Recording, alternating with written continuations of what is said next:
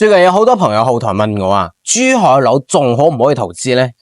都已經7萬去到3萬，3萬到咗2萬啦，價格嘅慘案咧絕對係歷歷在目嘅。仲有朋友同我講啊，佢之前橫琴嗰套樓啊，真係跌到而家都唔捨得出啊，要麼而家再去投資抄底一套啦。呢2日咧，我嘅心情真係非常複雜。上邊都已經係講咗房住唔炒啦，我以為你哋個個都明白啦，而你而家仲敢投資珠海賺錢？我哋簡單捋一下咯，諗諗數據方面，廣州而家咧係1880萬嘅人口，深圳咧係1685萬嘅人口，珠海先250萬嘅人口。珠海對土地財政依賴程度咧係101%，深圳先係20%咋。唔好喐唔喐就攞深圳前海自貿區同埋珠海相提並論啦，你已經俾人洗腦啦，真係有啲無法挽救嘅地步啦。俾人拉去橫琴買嘅接盤俠嘅話，蝕幾百萬嘅案例比比皆是啦。你蝕得越多，有啲人就越想抄底，到底係咩心態啊？點解會咁呢？咁雖然珠海都係大灣區非常之重要嘅城市，具備一定嘅區位優勢同埋政策紅利，咁你去到珠海創業咧係絕對冇問題嘅。但係喺珠海房地產投資市場咧有非常之明顯嘅短板。從經濟、人口、政策同埋呢個供給需求呢4方面，我哋簡單捋下咯。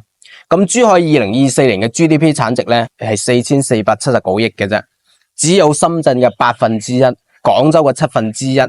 喺大灣區入邊嘅排名咧係靠後嘅，經濟嘅總量唔足咧會導致城市發展嘅能力非常之有限，天花板係有上限嘅，就好難形成同深圳、廣州一樣嘅虹吸效應。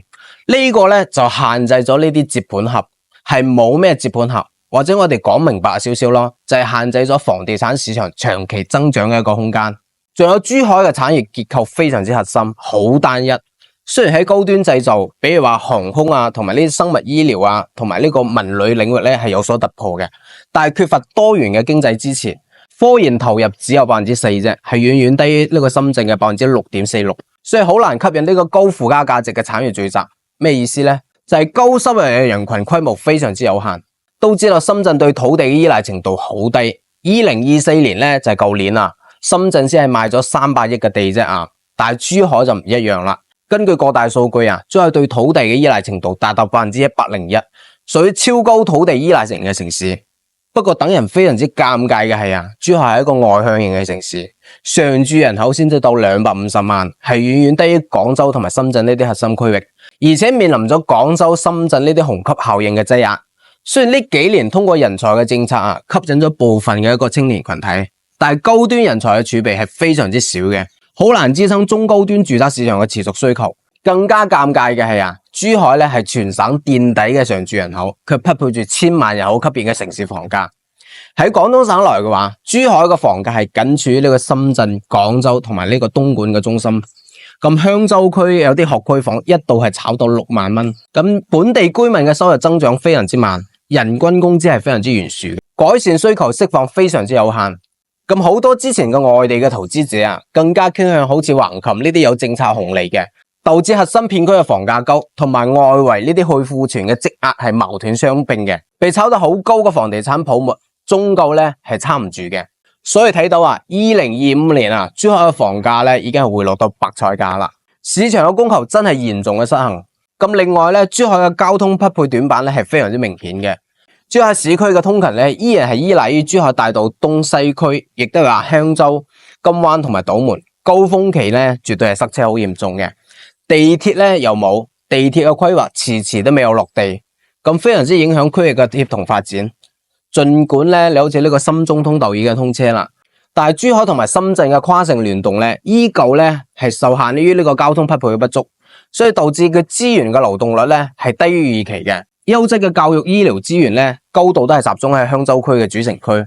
你好似西區、金灣同埋島門嘅一個匹配水平係比較低嘅，影響咗居住嘅體驗同埋人口嘅導入。比如講啊，橫琴雖然嘅政策紅利係比較明顯嘅，但係生活配套嚴重落後於呢個產業發展，所以導致呢個常住嘅人口不足啊，所有嘅商業都係冷冷清清嘅，冇人行街，商鋪咧開一個係死一個，投資回報嘅時間非常之長，而且好低。而珠海部分區域好似咁樣嘅房價咧，長期都喺低價入邊徘徊，流動性咁差，變現係好難嘅。所以雖然呢2年珠海喺樓市上面嘅政策幾乎所有嘅招數已經係用上啦，而家甚至乎咧全面已經係放開限購限售啦。咁市場點咧？我哋有眼目睹嘅話，成交量咧係短暫回升咗一丟丟，但係房價嘅漲幅受限於咁大嘅庫存壓力同埋呢個購買力嘅不足，長期係面臨呢個下行嘅風險嘅。所以我覺得2025年咧依然係下行嘅結局。更何況珠海喺灣區西岸嘅一個競爭力又比唔上東莞、佛山呢啲城市，人哋嘅產業基礎非常之紮實，人口規模更加之大。比如東莞係依託呢個製造業同埋深圳嘅外溢需求，房地產市場更加之有韌性。珠海依賴嘅咧係政策嘅紅利橫行，咁新區到而家仲未有形成規模。一句話總結珠海房地產市場嘅核心矛盾咧係在於呢個政策紅利同埋內需動力不足嘅一個失衡。盡管好似橫琴新區珠海深中通道呢啲規劃咧帶嚟長期嘅想象空間，但係短期內經濟規模、人口基數同埋產業支撐存在呢個短板係冇辦法突破嘅。未來可能會突破，比如話20年嘅時間、30年嘅時間會成為一個更加好嘅珠海。但係30年嘅時間你要諗諗，你個家庭、個人投資同埋城市長期嘅一個發展存在一定嘅矛盾嘅。咁投資性價比係遠遠低於大灣區其他一個核心城市，尤其係廣州都已經係全面取消限購啦。咁深圳咧大力度咁放鬆限購，可能冇幾耐咧，深圳咧亦都會全面取消呢個限購。聰明嘅錢咧一定會流翻入呢個廣州同埋深圳嘅。就翻轉頭嚟講就好似我喺視頻入邊問大家嘅，蝕得越多咁就越想抄底，到底係咩心態呢？唔單止係珠海係好多區域有好多房產甚至包括 A 股選擇上面咧都係有呢啲心態嘅。本質上嚟講咧，呢啲就係投機嘅行為，喺入邊咧呢種叫呢個非理性嘅決策陷阱，非常容易咁將買入嘅價格或者係歷史嘅高位作為心理嘅錨點，對比錨點你會形成一個平嘅一個錯覺，然之後咧你會誤判下跌嘅一個空間，形成再跌，我亦都跌唔到邊度啦。呢種自我嘅暗示。認知嘅偏差咧，會等好多人忽視咗呢個市場趨勢嘅變化。你認為佢已經跌到谷底啦，你認為佢已經好平啦，但係你嘅可能只要喺半山腰。所有想抄底嘅人都會形成一種虛假安全感。最後會有啲人會講已經跌咗咁多啦，風險全部都釋放完啦。我同你講你內心收藏已經嘅貪婪咧，我係睇得見嘅。所以抄喺最低點就可以賺得最多咩？你絕對喺度呃自己啊！呢種矛盾嘅心態咧，會導致大家混淆咗價值投資同埋逆勢投機呢種錯覺，錯誤咁將價值嘅下跌咧等同於呢個價值低、估值低，佢價格平，所以佢估值低。你點諗咧？諗法唔一樣，都係嗰句話啦。所有嘅財富都係建立喺你自己認知上面等同嘅。所以最後總結最係想投機賺錢嘅，你趁早打住。